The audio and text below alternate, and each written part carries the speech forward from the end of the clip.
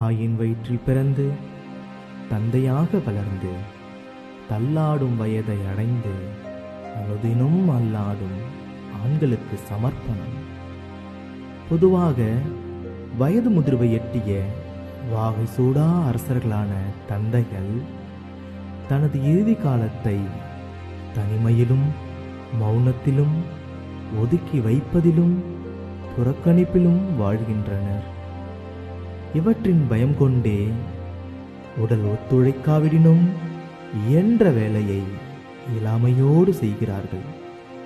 அரசனாக ஆண்ட தன் வீட்டின் மூலையில் வாழ்வதை விட மடியும் வரை ஓடுவது சிறந்தது என்ற எண்ணம் கொள்கின்றனர். குடும்ப பாரத்தை நித்தம் சுமந்து குருதியின் வீரத்தால் சித்தம் செய்ய எழுந்து முடிவில் முதுமையின் பிடியில் விழுந்தவரை மூலையில் நிறுத்தி மௌனத்தில் ஆழ்த்தி 3 வேளை உணவையும் முழுமையாக கொடுக்காமல் இருப்பவரையும் தடுக்காமல் தனது வேலையே முக்கியம் என்று உலகை சுற்றும் முட்டாள் கூட்டம் இன்று அதிகம். யாவருக்கும் கொடுத்தே பழகிய கரம் தன் தேவைக்கு கேட்டுப்பெற தயக்கப்படும். கேட்காமலே கொடுத்த கரத்திற்கு கேட்டால்தான் கொடுக்கப்படும் என்ற நிலை வரும். இந்நிலை வராது தகப்பனானவர் நன்னிலை பெற நன்மை செய்யுங்கள். வாசிக்க தெரிந்தவராயின் சிறு நூல்களையாவது நல்குங்கள். தனித்து விடாமல் சிறு குறு பணி கொடுத்து அதிலும் கொஞ்சம் உதவிடுங்கள்.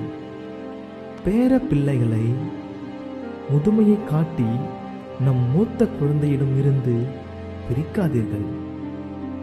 உடல் வலுவிழந்து சக்கையானாலும் மனமானது மரிக்கும் வரையிலும் தன் மாண்போடு வாழும் என்பதை மறவாதீர்கள். கடினப்பட்டு சிறு வயது முதற்கொண்டு பார்த்து பார்த்து செய்தவர்க்கு நீங்கள் செய்யும் காலம் இதுவென்று உணருங்கள். அன்று குழந்தை பருவத்தில் உங்களை தனித்திருக்க விடாதவர் இன்று குழந்தையாகி போனார் என்பதை உணருங்கள். மரிக்கும் முன் மரியாதை செய்யாதவர்கள் மரித்த பின் நிறைய செய்திருக்கலாம் என்று புலம்பும் புத்தியற்றவர்கள். இந்த வரிசையில் இனி வரும் சந்ததியார் எவரும் நிற்காதீர்கள். இறைவனடி சேரும் வரை இறுதி வாழ்க்கை என் பயக்கும் தேனாய் அமைய வழிவகை செய்யுங்கள். தனிமை இளமையில் இனிமை, முதுமையிலோ கொடுமை. எனவே உடன் இராவிட்டாலும் வானொலியையாவது பரிசளித்து தனிமை உணர்வை அறவே அகற்றுங்கள்.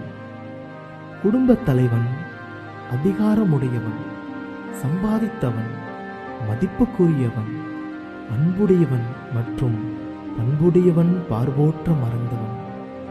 அவர் சிறந்தவர் என்பதற்கு நாமே அடையாளம். ஆம், நானே அடையாளம்.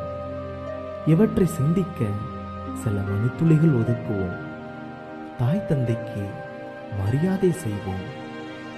இதிலும் தன் மனைவியை இழந்த தந்தையின் தனிமை என்பது மிக மிக கொடுமை. மனைவியில்லா தந்தைக்கு மகிழ்ச்சியாய் நிற்க வேண்டும் அவர் சிந்தைக்கு. மிஞ்சி இருப்பதோ கொஞ்ச நாட்கள், எதற்கு வேண்டாத கடுஞ்சொற்கள். தந்தையின் மனம் உடைவதை கண்ணீரின் செந்நீர் காட்டிக் கொடுக்கும். முதுமையில் அழும் தந்தை, முக்தி வேண்டி கிடக்கும் கந்தை. என் நிந்தைக்கான காரணம் நம் சிந்தை என்பதை ஒருபோதும் மறவாமல் இருப்போம். நம் தந்தையிடம் உணவு கேட்க நாம் ஒரு நாளும் கூச்சப்பட்டதில்லை.